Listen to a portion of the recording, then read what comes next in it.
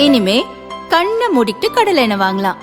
ஏன்னா மந்த்ரா கடலை எண்ணெய் இதயத்தின் தயாரிப்பு. வறுக்க பொரிக்க ஏன் எல்லா சமையலுக்கும் மந்த்ரா தான். மந்த்ரா கடலை எண்ணெய், அபார ருசி, ஆரோக்கியமான உடல் நலம். மேற்கு வங்கத்தில் வரும் 23 மற்றும் 29 தேதிகளில் 2 கட்டங்களாக சட்டசபை தேர்தல் நடக்க உள்ளது. வாக்காளர் பட்டியலில் இருந்து போலி வாக்காளர்களை நீக்கும் வகையில் SIR நடைமுறை தீவிரப்படுத்தப்பட்டுள்ளது.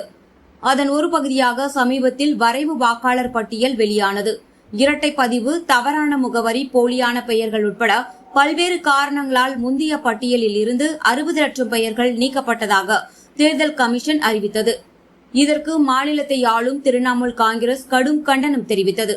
ஏற்கனவே SIR நடைமுறையை எதிர்த்து முதல்வர் மம்தா தலைமையில் பல்வேறு போராட்டங்கள் நடந்து வரும் நிலையில் மாநில அரசின் சார்பில் சுப்ரீம் கோர்ட்டில் வழக்கும் தொடரப்பட்டுள்ளது.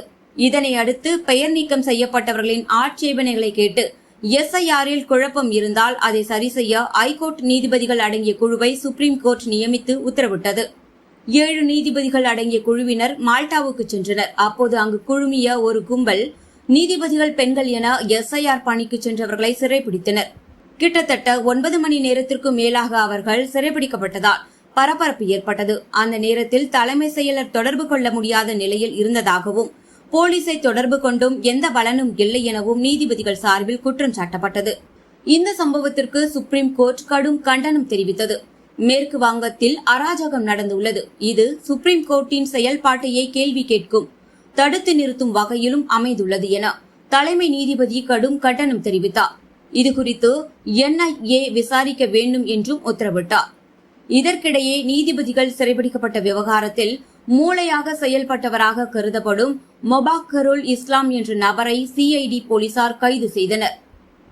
அசாதுதீன் OYC-யின் AIAMIM கட்சி நிர்வாகியான இவர் ஏற்கனவே அந்த கட்சியின் சார்பில் தேர்தலிலும் போட்டியிட்டுள்ளார். இவர்தான் தன் ஆதரவாளர்களை திரட்டி நீதிபதிகளை மிரட்டும் தோரணையில் செயல்பட்டதாக போலீசார் கூறினர். இவருடன் சேர்ந்து செயல்பட்ட மேலும் 17 பேர் கைது செய்யப்பட்டுள்ளனர். அவர்களிடம் போலீசார் தொடர்ந்து விசாரிக்கின்றனர். இந்நிலையில் மால்டா சம்பவம் குறித்து மேற்கு வங்க முதல்வர் மம்தா கூறியதாவது: மேற்கு வங்கத்தில் தேர்தல் விளையாட்டு ஆரம்பம் ஆகிவிட்டது. இந்த ஆட்டம் இனி இன்னும் வேகம் எடுக்கும். SIR என்ற பெயரில் மேற்கு வங்க வாக்காளர்களின் பெயர்களை நீக்கும் நடவடிக்கையில் தேர்தல் கமிஷன் ஈடுபட்டுள்ளது. அது மத்திய பாஜக அரசுக்கு ஆதரவாக செயல்படுகிறது. மேற்கு வங்க மக்கள் தேர்தல் நாளில் இதற்கு சரியான பதிலடி தர வேண்டும். தங்கள் ஓட்டுகளால் இதற்கு பதில் அளிக்க வேண்டும். மால்டாவில் நடந்த சம்பவம் திட்டமிட்டு அரங்கேற்றப்பட்டது. இதில் பாஜகவின் வேலை உள்ளன. NIA செய்யாததை எங்கள் CID போலீசார் செய்து முடித்துள்ளனர். சம்பவத்திற்கு காரணமான நபர்கள் கைது செய்யப்பட்டுள்ளனர். கலவரத்திற்கு காரணமானவர்கள் மும்பையில் இருந்து அழைத்து வரப்பட்டுள்ளது விசாரணையில் தெரியவந்துள்ளது. பாஜகவின் இதுபோன்ற நடவடிக்கைகளுக்கு மேற்கு மக்கள் தேர்தலில் பாடம் புகட்டுவார் என்றார்.